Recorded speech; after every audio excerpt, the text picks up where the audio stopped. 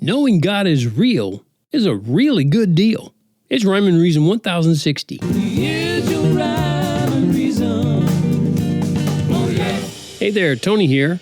And yeah, knowing God is real, it helps me make sense of the world. I hope it does you. It helps me make sense of the solar system, the galaxy, the universe, all of it. I can't even imagine, I can only imagine, I'll put it that way, the sense of hopelessness inside the hearts and souls of atheists, and the sense of time running down and running out, life coming to an end, a black hole of nothingness in the not too distant future, by the way. To that I say, no, thank you. And if you think there's no way of knowing God, I would encourage you, and I am encouraging you, to reconsider. And if Christians are like fingernails on a chalkboard to you, at least consider actual evidence, okay?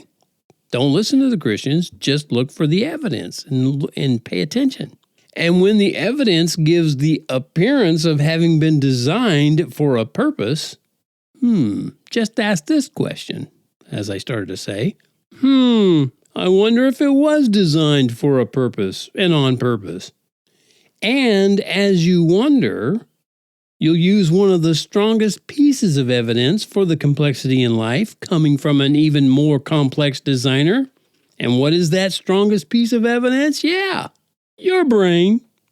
So this little daily devotional here in the Rhyme and Reason podcast is actually a little bit more scientific. And if you've never wondered how complex life could have come from nothing, you're amongst a big group. A lot of people have. Plenty of people have wondered that. And that includes famous scientists and philosophers and even atheists. They've wondered that very same thing.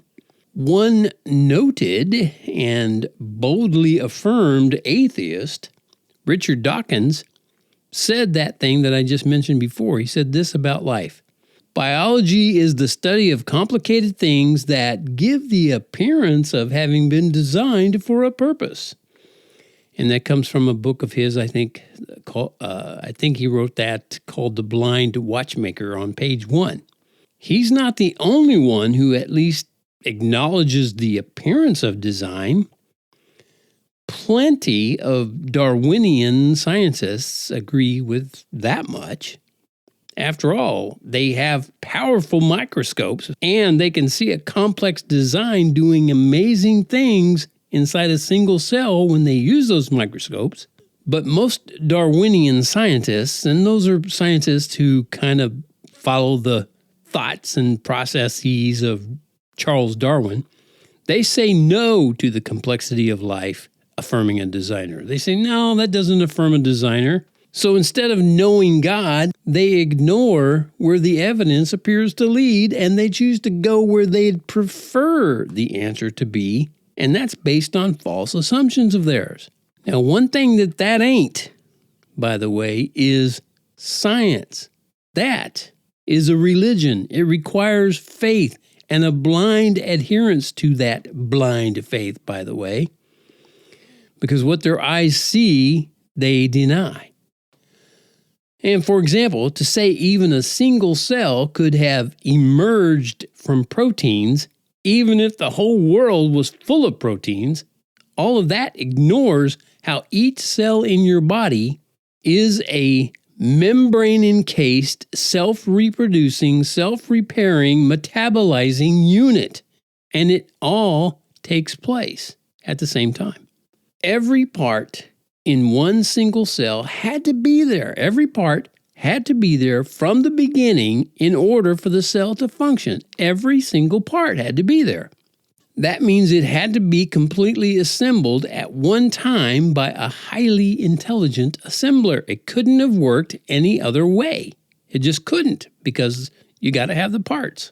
In order to have a hammer, you've got to have a handle and a head. You've got to at least have those two parts, or you don't have a hammer. Scientists who deny the existence of the Creator God have been trying for hundreds of years to show how life could have come from non-life.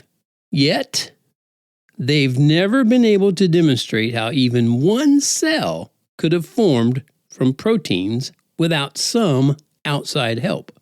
And there's your science lesson for the day that I hope points you to God. And if you enjoy knowing God or would like to know Him better, let's stay connected. What do you say? Let's stay connected. Because I share a lot of stuff that you might be interested in. And you can stay connected with me. It's super, super duper easy. All you got to do is get my daily devotional delivered to your inbox for free. It's good stuff based on the power of God's love. And I use rhyme and reason to share that. And when you go to tonyfunderburk.com and add your email address and then confirm it, I'm going to send you download links to music and a rhyming book called The Very First 6 Days. That's for kids about the creation week. You'll get that right away after you confirm your subscription. And I've been told by people that kids from 3 to 103 can enjoy these fun goodies. And if you fit in that age range, maybe you will too. So just add your email to the form over there at tonyfunderburk.com and let's connect right away. What do you say? All right, enough said. Thanks so much for tuning into this short episode, scientific episode of Rhyme and Reason. And remember, life has rhyme and reason because God made you. Yes,